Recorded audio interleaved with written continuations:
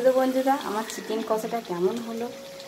তো আমার তো পুরো জিভে জল চলে আসছে। তো তোমার দাদাভাই আমাকে এক পিসে বেশি দু পিস খেতে দেয় না গো।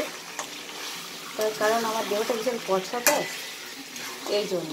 তো তোমার দাদাভাই নেই আজকে, চুপি চুপি দু পিস বেশি খেয়ে নেবো, বুঝলে? তার কারণ চিকেন কষাটা আমার খুব ফেভারিট। তো এইটা এইভাবেই কষিয়ে নেব। তো অনেক দিন পরই হচ্ছে গো।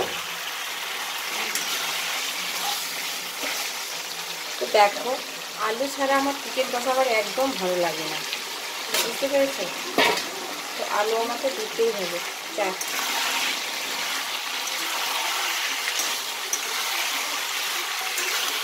তোমার চিকেন কষাটা কেমন লাগলো তোমাদের? তো দেখো, একটু শাহি গরম মশলা দিয়ে দেবো। তো এইটা এইভাবেই হবে, ঠিক আছে? তো কষানো হয়ে গেছে, আলুটা ধরো তেলে ভাজাই আছে। তো একটু আমি নাড়াচাড়া করে নেবো, তারপরে এটা নামিয়ে নেবো। কেমন কেমন হলো চিকেন কষাটা তোমরা কিন্তু অবশ্যই বলবে।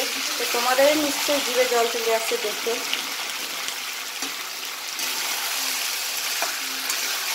তো এরকম করে চিকেন রান্না করলে কারণ হয়, আর ভীষণ ভালো লাগে খেতে।